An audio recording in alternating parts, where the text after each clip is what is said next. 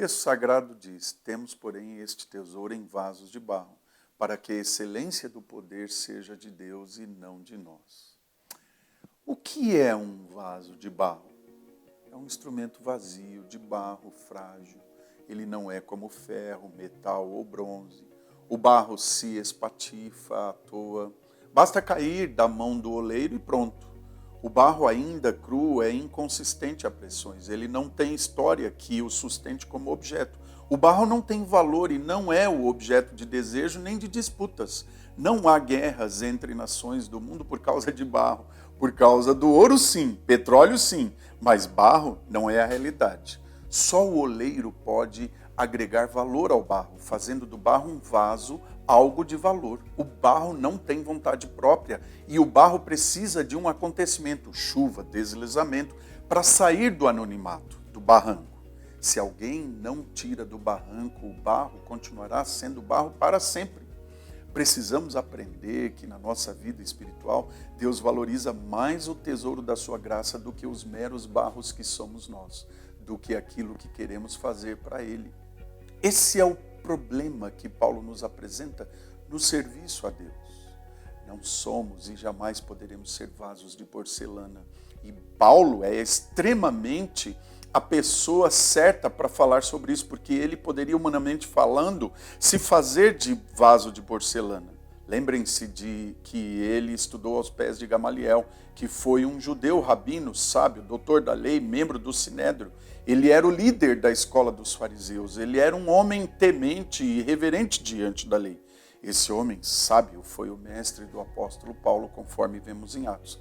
Mas jamais Paulo se preocupou com a sua formação aos pés de Gamaliel. Ao contrário, por amor à causa de Cristo, ele se considerou com a sua sabedoria e formação como escória, porque Paulo queria ser vaso de barro na presença do Pai.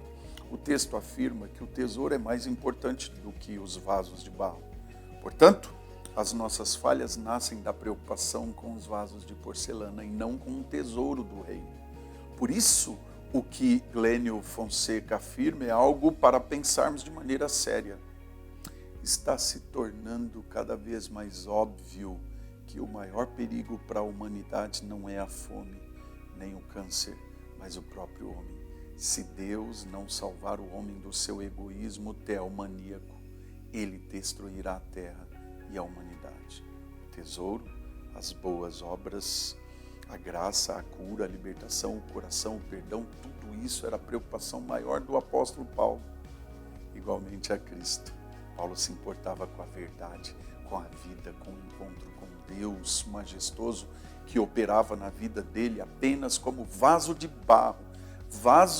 barro que era de Cristo. Para Paulo, a importância era a visibilidade da glória de Cristo e ele ser um vaso de barro apenas. Paulo sempre reconheceu a sua vida como um vaso de barro para a glória de Cristo.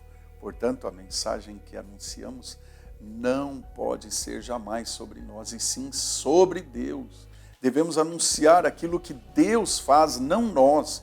Devemos anunciar que somos os vasos de barro, como foi pregado e ensinado pelo profeta Jeremias. Precisamos aprender que no reino de Deus somos apenas vasos de barro que devem servir no reino para a glória do Pai, do Filho e do Espírito Santo. Ao barro não tem opção a não ser de se render à vontade soberana do oleiro.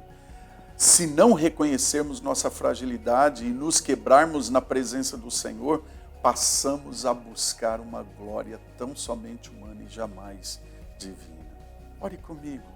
Deus, obrigado porque Tu és o tesouro mais precioso da nossa vida e nós somos apenas vasos de barro em Tuas mãos.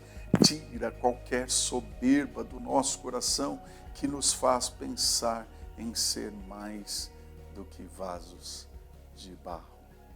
Em nome de Jesus, o nosso tesouro maior. Amém.